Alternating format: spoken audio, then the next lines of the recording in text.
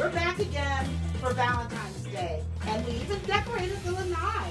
So if you look around, you'll see we've got all kinds of little love things going on, and we got it all at the dollar store. The dollar store. That's the only place that we shop for the most part. So anyway, yeah, we did get this stuff at the dollar store, and the lady, when I bought this, she says, "This is such a good deal. It's only $3 because each part was $1."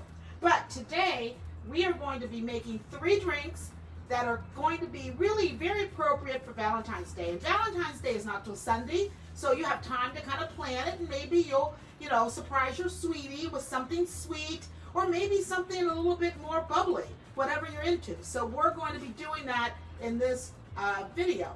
I want to first of all introduce you to my better half, Bobby. Hey. So he's here tonight on the lanai, and he's going to help us with our mixology.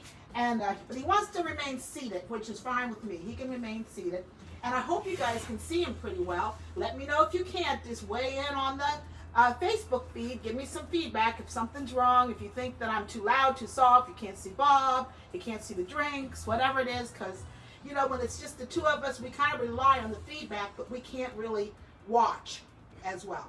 But anyway, one of the things that I've really appreciated from doing these happy hours is the knowledge. I've been actually learning so much about drinks and mixology and history of drinks and really just generally history. And so those are things I really like to know.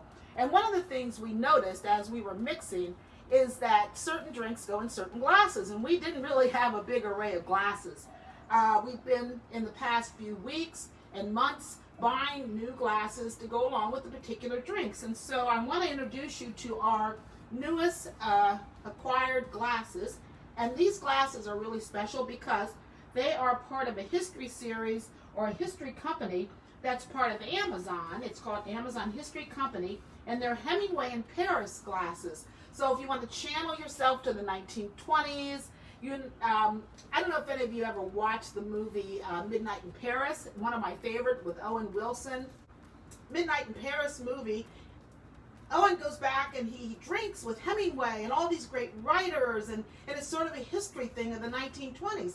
And in the 1920s, many, many bartenders, even from the United States, fled to Paris because there was prohibition in the United States, and it also was the beginning of the jazz era. And so we're looking at bands and the kind of music. It was all changing. It must have been a wonderful time, and if there was ever a time in history I'd go back to, it'd be the 1920s. How about you, Bob? A cool dressing too back then, right? A cool dressing? Dressing outfits. Oh, the outfits. Yeah. So you think I could be a flapper? I think you could. Oh, thank you. He thinks I could be a flapper. I think I could be a flapper too. So we're going to get started with our mixology and talk about these glasses, which are called coupes. And they are made particularly for things like sidecar and other drinks in the 1920s and that era. And we're going to use it to put our Love Potion Vodka cocktail into today. And so we'll start with that one first. The Love Potion cocktail is going to be made and shaken. So we'll start with some ice in the shaker. And Bob is going to even help me mix a little bit today. So go ahead and put the ice in the shaker. And then as you have your ice ready in the shaker, you are going to add some vodka. You're going to actually add 2 shots of vodka, which is going to make it very tasty. So I'll put that right into here. And once again, I'll remind you, my shot glass, which was another gift from my lovely husband, has 2 sides, the 2 ounce and the 1 ounce. So I just used the 2 ounce on that. Then we are going to add an ounce of peach schnapps.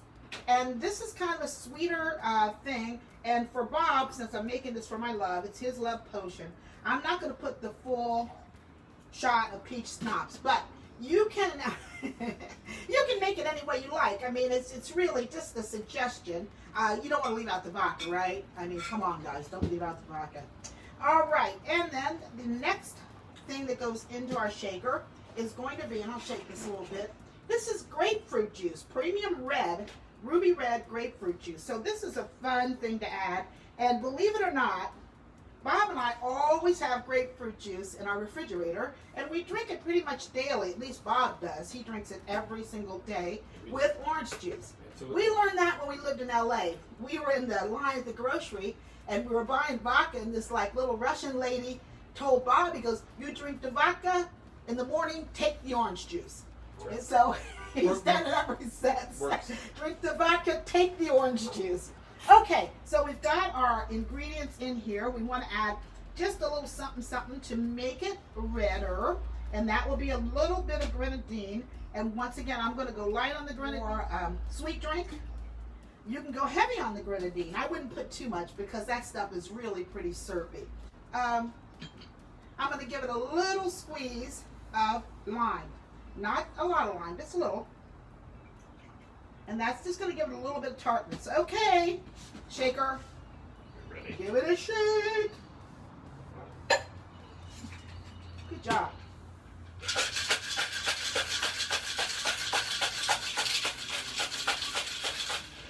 All right. You should have, we practiced this one last night again, and you should have seen him telling me when I was trying to shake it, he's going, just hit it loose. And I'm like, I don't think so. Okay, put it right in there, sweetie. Oh, how beautiful it goes with your outfit. Yeah. You look so pretty in pink. Nice. Okay, and our garnish for this is going to be a little strawberry on the rim, like so. And if you notice, I've cut my strawberries like little heart-shaped strawberries. So they're going to go right there on the rim of the glass. I guess that one's kind of wrong. Okay. And there you have it. This is the Love Potion. So I'm going to set that one aside right over here by its friends. And the next thing we are going to be working on is my drink. Now, I want it kind of spicy. So I'm a little spicy. So I decided I was going to try Fireball. But I didn't know if I'm going to like Fireball. So I only bought this little T9C one. And I'll probably, if I love it, go buy some more. And if I don't love it, oh well, I only have a T9C one. So to make our next drink, which is a whiskey drink, it's called a cherry bomb, thing that you would put a whiskey drink in. So I think I'm actually going to put it in here, and I'm going to add ice to the glass first of all.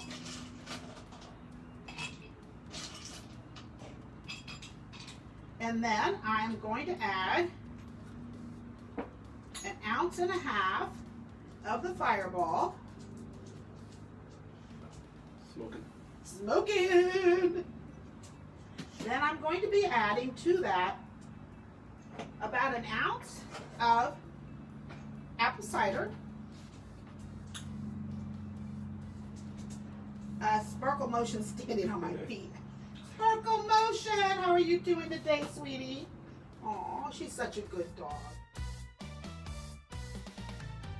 Finally, to make it really pretty, we can add the grenadine, or if you want to have that cherry flavor, add a little cherry syrup from your maraschino cherries. So I'm going to put just a little of that over it. That looks pretty nice, right? Yes. And we are going to have a garnish. The garnish here has got a cherry, a strawberry, and a raspberry. And I'm just going to lay that across. And that is our apple cherry bomb, featuring Fireball and also all the apple cider. Yeah, put the apple cider. And then finally, make kind of a more of a day drink. And the reason we're going to make a day drink is Valentine's Day is on Sunday. So you might want to do a brunch. And if you're going to do a brunch, and I've done this drink before, but I always like to reintroduce it because the Kir Royale is a fun drink, and it's actually a very easy drink, and it's so much better than a mimosa. It's got style, it's got class, and to make it your Kir Royale, you're going to need a champagne flute. So here's our champagne flute, and we will be upgrading these very soon because now that we're in the business of mixology, we're going to have some more expensive glasses. Right, Bob? Works for me. Okay, so it starts off with the champagne, which you pour carefully into the flute.